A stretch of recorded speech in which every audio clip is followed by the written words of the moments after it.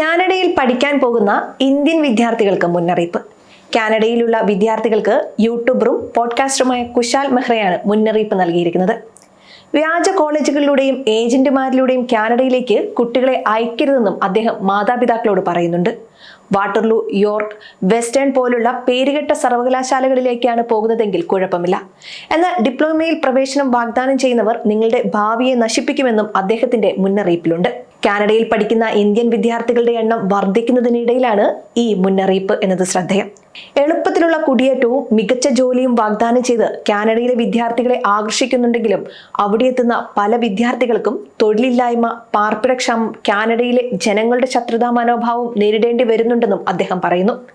2022 പാസാക്കിയ motion M44 അന്താരാഷ്ട്ര വിദ്യാർത്ഥികൾക്ക് അധ്യയന സമയത്ത് മുഴുവൻ സമയവും ജോലി ചെയ്യാൻ അനുമതി നൽകിയിട്ടുണ്ട്.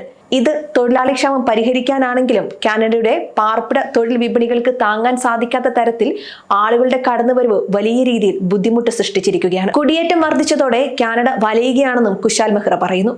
വീട്ടുവാടക ഇരട്ടിയായി, ജോലികൾ കിട്ടാനില്ല, പൊതുസേവനങ്ങൾ താറുമാറായിരിക്കുകയാണ്. ടൊറന്റോയിൽ ഒരു മുറിയുടെ വാടക 500 മുതൽ 700 രൂപയിൽ നിന്ന് 1200 രൂപയായി ഉയർന്നിരിക്കുകയാണ്.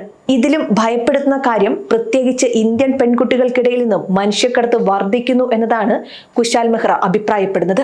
കഴിഞ്ഞ 3 വർഷത്തിനിടെ 13 പെൺകുട്ടികളെയാണ് സെക്ഷൽ വർക്കേഴ്സിന്റെ കയ്യിൽ നിന്നും രക്ഷപ്പെടുത്തിയതും സ്വന്തം പണം മുടക്കി നാട്ടിലേക്ക് അയക്കുകയും ചെയ്തുവെന്നും അദ്ദേഹം പറയുന്നു. ബിസിനസ് ടുഡേയാണ് ന്യൂസ് റിപ്പോർട്ട് ചെയ്തിരിക്കുന്നത്. ടൊറന്റോയിൽ ഏകദേശം 4000 ഇന്ത്യൻ വംശജരായ പെൺകുട്ടികൾ മോശമായ സാഹചര്യങ്ങളിൽ കുടുങ്ങിക്കിടക്കുന്നതായും അദ്ദേഹം പറയുന്നുണ്ട്. വിദ്യാർത്ഥി വിസ പരിശോധനകൾ കർശനമല്ലാത്തത് ഈ പ്രതിസന്ധിക്ക് കാരണമായെന്നും ക്രിമിനൽ പശ്ചാത്തലമുള്ളവർ പോലും വിദ്യാഭ്യാസം എന്ന പേരിൽ രാജ്യത്തേക്ക് പ്രവേശിക്കുന്നുണ്ടെന്നും റിപ്പോർട്ടുകൾ പറയുന്നു.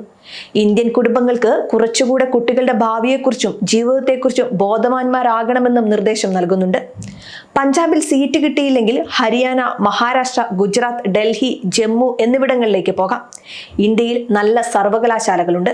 വ്യാജ വാഗ്ദാനങ്ങൾക്കായി മക്കളുടെ ഭാവിയെ വിൽക്കരുതെന്നും അദ്ദേഹം പറയുന്നുണ്ട്. കാനഡയിൽ പഠിക്കാൻ പോകുന്ന വിദേശ വിദ്യാർത്ഥികൾക്ക് സാമ്പത്തികം വലിയ വെല്ലുവിളിയായി ഇപ്പോഴും തുടരുകയാണ്. പണപ്പെരുപ്പവും സാമ്പത്തിക അനിശ്ചിതത്വവും കാരണം വാടക, പലവ്യഞ്ജനങ്ങൾ, വൈദ്യുതി ബില്ലുകൾ എന്നിവ വർദ്ധിച്ചുവെന്ന് റിപ്പോർട്ടുകൾ പറയുന്നു. 2025-26 അധ്യയന വർഷത്തിൽ ട്യൂഷൻ ഫീസും താമസ ചെലവും വീണ്ടും വർദ്ധിച്ചുവെങ്കിലും കഴിഞ്ഞ വർഷങ്ങളെ അപേക്ഷിച്ച് ഈ വർധനവ് കുറവാണെന്നാണ് വിദഗ്ധർ പറയുന്നത്.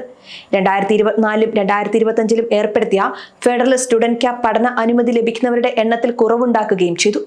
കാനഡയിലെ വിദ്യാഭ്യാസ സ്ഥാപനങ്ങൾ സാമ്പത്തിക സഹായത്തെക്കുറിച്ചുള്ള വിവരങ്ങൾ നൽകാനും സ്കോളർഷിപ്പുകൾ പ്രോത്സാഹിപ്പിക്കാനും ക്യാമ്പസിലെ ജോലികൾ കണ്ടെത്താനും വിദ്യാർത്ഥികളെ സഹായിക്കുന്നുണ്ട്.